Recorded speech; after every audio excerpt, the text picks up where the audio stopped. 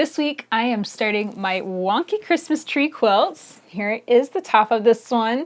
It's a really exciting, very skinny wall hanging, and you can find the free quilt pattern and make one yourself at leahday.com/trees. So the first step to quilting this is to stitch it in the ditch. It'll get the layers secured and I'll be able to know what's going on the front of the quilt, so next week I can flip it over and do some bobbin thread work from the back. So I'm getting started here stitching in the ditch slowly and carefully, and I'm just running around the block.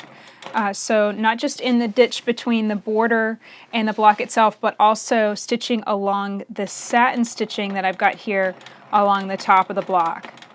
And I want you to notice just how slowly I'm stitching. I try and run the machine as slowly as possible, so that way I can maintain good control over my stitches. And this is something that I found takes a lot of practice. It's just speed control. Please watch the video on the Grace Quilting on speed control and just finding these slower speeds within the foot pedal. I don't have a stitch regulator, so this is just my foot on the foot pedal pressing very lightly. Very, very lightly. I do quilt always barefooted, so my foot is completely bare, and that helps me feel the foot pedal and control the speed. I know for a fact if I had shoes on, I would not be able to quilt this slowly. It's just something about having that barrier between my foot and the foot pedal.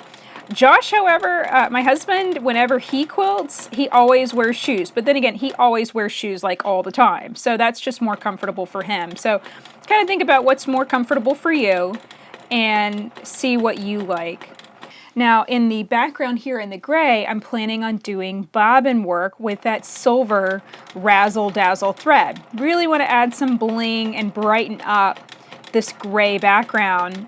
This particular quilt ended up much more dull than the others. I did a lot of red and green bright fabrics on the other quilt, so I really want to bling this one up and make it look really pretty.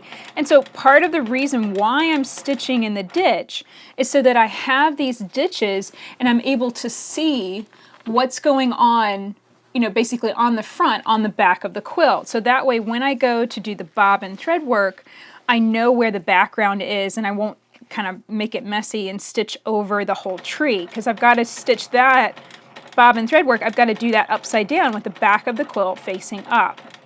So this is kind of, you know, first step preparation. It's a little slow. It's a, you know, little time consuming, but you know, it's important to get it set up and started on the right foot, so then that way all the other stitching really goes fast and easily.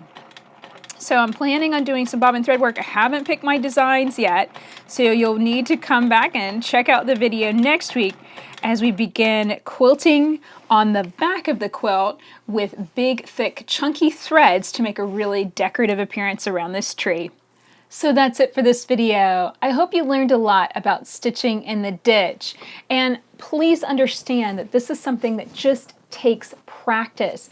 I'm gonna hop out of the ditch. It's gonna be sometimes messy. I'm not always perfect at controlling my speed, but you know what? The more you do it, the better you're gonna get. And the only way to practice is by quilting a real quilt that you care about, because that's the only thing that's gonna be like the real thing. You know, I could sit here and practice on a practice sandwich all day, but that's not gonna feel the same as whenever I start quilting something real like this. So definitely give this a try and see how it works on your sewing machine. If you'd like to learn more about the Grace Quilting that I'm using in these videos, check it out in a link below this video. Definitely learn more about it, and of course, if you'd like to make a wonky Christmas tree quilt with me, you definitely can. Find the free quilt pattern at leahday.com/trees. Until next time, let's go quilt.